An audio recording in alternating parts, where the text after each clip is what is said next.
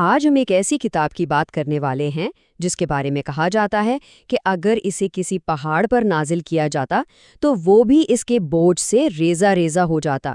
آئیے مل کر قرآن کے اس تعارف کو سمجھتے ہیں۔ قرآن کا تعارف ہی اس حیرت انگیز آیت سے ہوتا ہے، اور یہ صرف الفاظ نہیں ہیں، نہیں، یہ اس کتاب کے روحانی وزن اور اس کی عظمت کا احساس دلاتے ہیں، ایک ایسی طاقت جسے خود پہاڑ بھی برداشت نہیں کر سکتے۔ تو آج ہم کیا کیا دیکھنے والے ہیں؟ ہم اس کی الہی طاقت سے شروع کریں گے، پھر اس کے معجزاتی چیلنج پر نظر ڈالیں گے، اور پھر اس کی عملی رہنمائی کو سمجھیں گے، خاص طور پر اس کے پہلے باب یعنی سورۃ الفاتحہ کے ذریعے۔ چلیں تو پھر شروع کرتے ہیں۔ سب سے پہلے یہ دیکھتے ہیں کہ قرآن خود اپنے بارے میں کیا کہتا ہے، اس کی وہ بنیادی صفات کیا ہیں جو اسے باقی تمام کتابوں سے الگ کرتی ہیں۔ پہلی صفت ہے العزیز، اس کا مطلب ہے زبردست، غالب اور بہت عزت والی کتاب۔ یعنی یہ خود تو طاقتور ہے ہی، لیکن جو اس سے جڑتے ہیں نا، یہ انہیں بھی عزت اور وقار دیتی ہے۔ پھر ایک اور نام ہے المہیمن، یعنی نگہبان یا گارڈین۔ اب یہ بڑا دلچسپ تصور ہے۔ اس کا مطلب یہ ہے کہ قرآن سے پہلے جو آسمانی کتابیں آئیں، یہ ان کی سچائی کی تصدیق کرتا ہے، ان کی اصل تعلیمات کی حفاظت کرتا ہے، اور وقت کے ساتھ ساتھ ان میں جو تبدیلیاں آ گئیں ان کی اصلاح بھی کرتا ہے۔ اور تیسری صفت المبارک، یعنی برکتوں والی کتاب۔ اور یہاں برکت کا مطلب صرف روحانی رہنمائی نہیں ہے، بلکہ یہ مانا جاتا ہے کہ اس کا ایک ایک حرف پڑھنے پر کئی گنا اجر ملتا ہے۔ سوچیں، یہ اس کے ہر ایک لفظ کی اہمیت کو کتنا بڑھا دیتا ہے۔ اچھا، یہ جو عظیم صفات ہے نا، یہ ہمیں اس کتاب کے سب سے بڑے معجزے کی طرف لے جاتی ہیں، اور وہ ہے اس کا بے مثال ہونا۔ یعنی یہ دعویٰ کہ کوئی بھی انسان اس جیسی کتاب بنا ہی نہیں سکتا۔ ذرا اس دور کا تصور کریں۔ عرب میں شاعری اپنے عروج پر تھی، بڑے بڑے شاعر تھے جو اپنے کلام سے محفلیں لوٹ لیتے تھے۔ ٹھیک اسی ماحول میں قرآن نے یہ کھلا چیلنج دیا کہ تمام انسان اور جنات بھی مل کر کوشش کر لیں، تب بھی اس جیسا کلام نہیں بنا سکتے۔ اور مزے کی بات یہ ہے کہ یہ چیلنج ایک دم سے نہیں دیا گیا، بلکہ جیسا کہ یہاں دیکھا جا سکتا ہے، اسے 3 مراحل میں آسان کیا گیا۔ پہلے کہا گیا کہ پوری کتاب جیسی کوئی کتاب لاؤ۔ جب یہ ناممکن ثابت ہوا تو چیلنج کو کم کر کے کہا گیا کہ چلو صرف 10 صورتیں ہی بنا لاؤ، اور جب یہ بھی نہ ہو سکا تو آخر میں چیلنج صرف 1 صورت بنانے تک محدود کر دیا گیا۔ کمال کی بات تو یہ ہے کہ زبان پر اتنی مہارت رکھنے کے باوجود اس دور کے بڑے سے بڑے شاعر بھی اس چیلنج کی سب سے آسان شکل کو بھی پورا نہیں کر سکے، اور اسی ناکامی کو اس بات کا سب سے بڑا ثبوت مانا جاتا ہے کہ یہ کلام کسی انسان کا نہیں بلکہ اللہ کا ہے۔ تو ٹھیک ہے، یہ ایک ادبی معجزہ تو ہے، لیکن کیا یہ صرف اتنا ہی ہے؟ نہیں، اس کا اصل مقصد کیا ہے؟ یہ انسانیت کو دینا کیا چاہتا ہے؟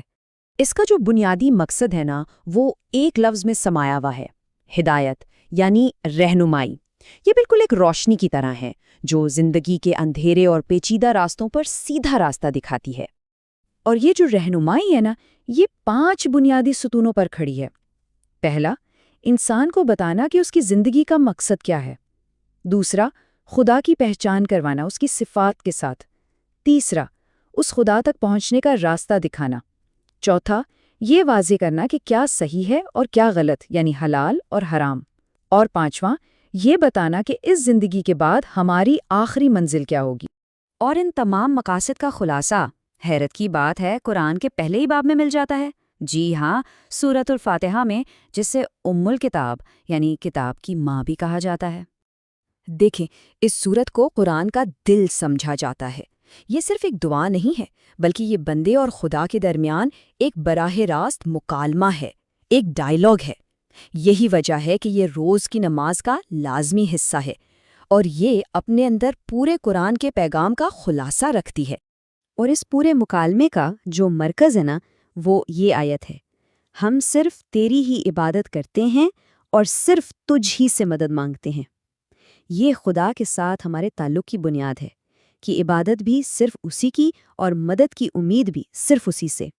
تو اب سوچنے کی بات یہ ہے کہ جب بندہ خدا کی اتنی تعریفیں کرتا ہے تو اس کے بعد وہ سب سے بڑی چیز کیا مانگتا ہے؟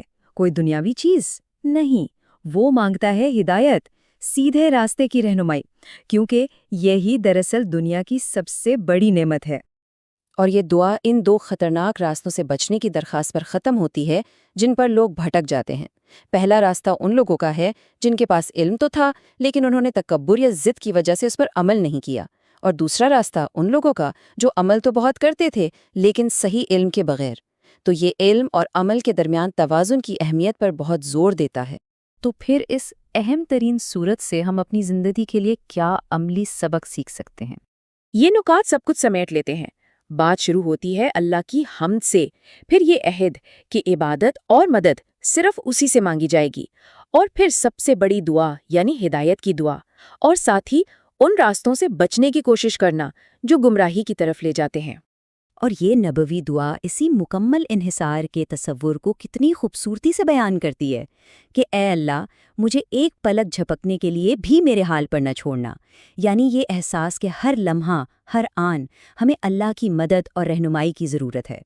تو آخر میں جو سب سے بڑا سبق ہے وہ یہ ہے کہ قرآن سے تعلق جوڑنا صرف اسے پڑھنا یا سمجھنا نہیں، بلکہ یہ زندگی کے سفر میں رہنمائی، برکت اور وضاحت حاصل کرنے کا ایک بنیادی ذریعہ ہے۔